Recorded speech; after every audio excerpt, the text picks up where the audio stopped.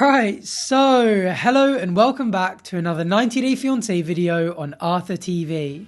Today we're looking at part 9 of 43-year-old Danielle and her 28-year-old Tunisian husband Mohamed. So last time out we looked at Mohamed's dramatic return to Ohio. After things didn't work out between him and Louisa in Miami, Danielle messaged him saying that he needed to meet up with her in person or she'd file for an annulment to get him deported from the country. So he returned to Ohio and the pair met at a restaurant, where they quickly began arguing over why Mohamed left the way he did, how they treated each other in the relationship, the cheating rumours, and who was ultimately to blame for the failure of the relationship. Frustratingly, before they could even come close to a conclusion about whether Danielle would pull the annulment, it all got too much for her and she stormed off in tears. Mohamed, however, is not giving up. With his visa interview coming up soon, he wants Danielle to go with him to court tomorrow to pull the annulment and apply for divorce. So he's reached out to her one more time and invited her over to Walmart Tom's house to talk things through. Hey Danielle, come on in.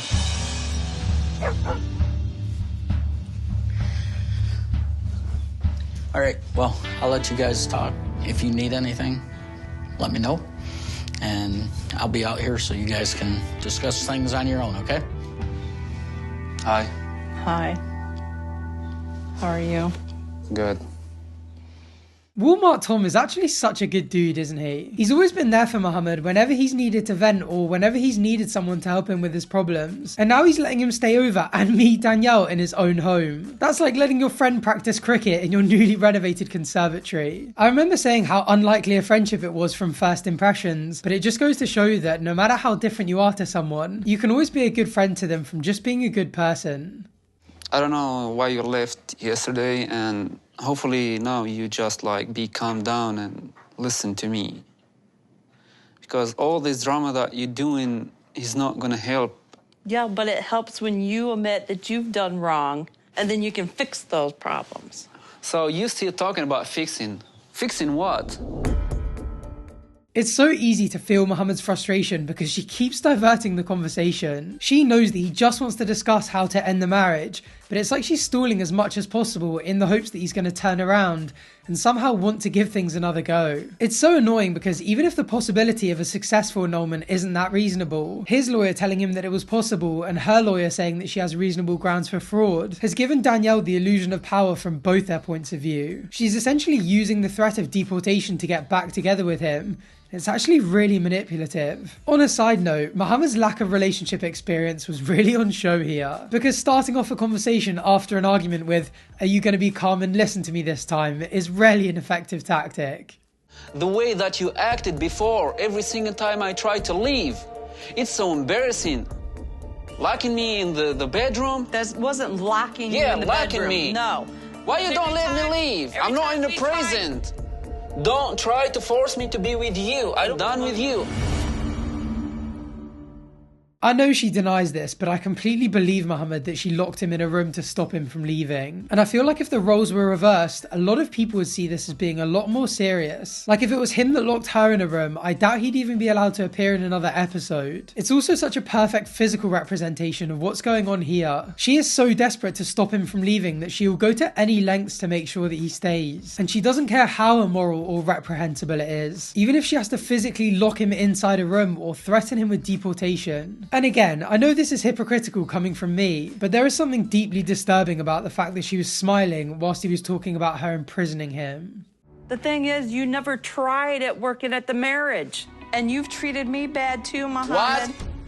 You don't understand anything. I explained to you. Just tell me the truth. I've always told you.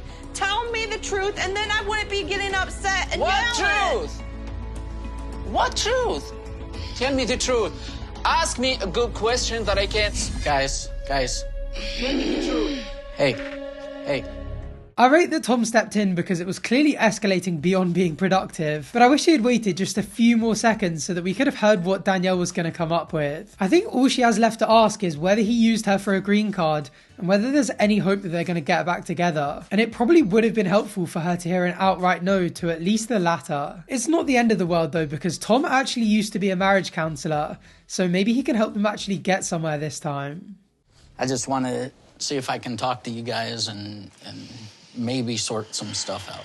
Mohamed, you came here with good intentions. Right. Things didn't work, and you don't want to hurt her anymore. Yeah. You want to move on with your life. Mm-hmm. And Danielle, you've told me that you don't want to hurt Mohamed anymore either. So, you know, if you don't want to hurt each other, pull the annulment tomorrow so that you can file for divorce. Wow. Turns out you really can find value in Walmart. If Tom wasn't there, I feel like they would have just kept going round and round in circles until either Danielle stormed off crying or Mohamed stormed off out of frustration at her stubbornness. He might be Mohamed's friend, but he's being pretty fair too. Because at the end of the day, as much as Danielle wants Mohamed to say that he used her or take some responsibility for the way things turned out, none of it really matters right now, and Mohamed's livelihood really should take priority here. I felt like Tom and Mohamed were gaining up on me.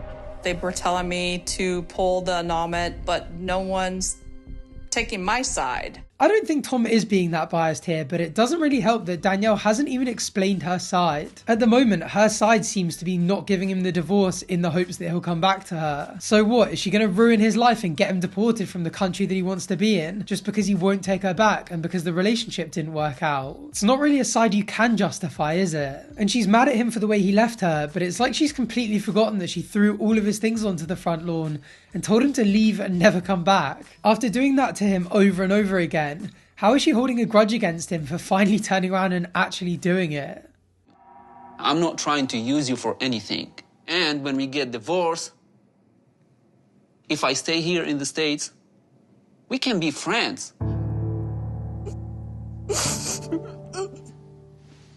Here we go, crying again.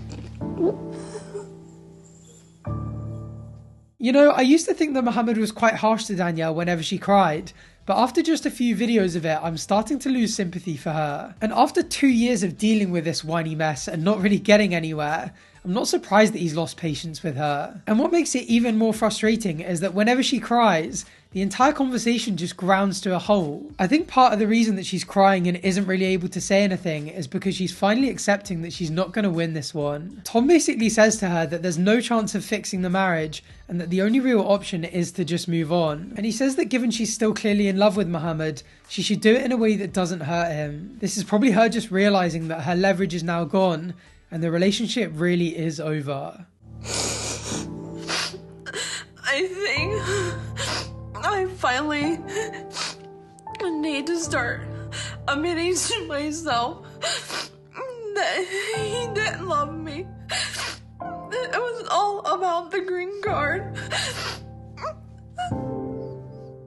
This is by far the most contentious point of this series. Given we didn't see their relationship early on and a lot of stuff happened behind closed doors, it's not hugely surprising that so many of you think he was genuine and so many of you also think that he was in it for a green card. But I feel like this is really disappointing for Danielle to bring up here. She's essentially coming to terms with the fact that the relationship is ending and trying to pin all of the blame on Mohamed's initial intentions, rather than taking any responsibility for the relationship's failure, even though she played a huge part in it.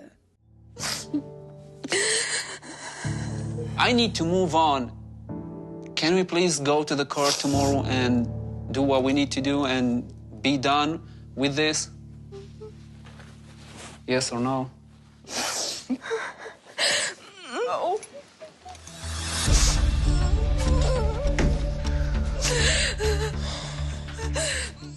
Great. Even with Walmart Tom there, she starts crying. This cycle is never going to end, is it? They've met up twice now, and they're literally in the exact same position as they were at the start of the last video. Thankfully, at least, Mohamed runs out and just manages to catch her before she drives away, and basically tells her to get home safe and that he'll call her tomorrow. The pair sleep it off, and the next day, after having had some time to reflect on the conversation and think about exactly what she wants to do, Danielle finally seems to be accepting her fate. I've been holding out hope that he would change his mind on working on the marriage. I feel like my marriage is ending.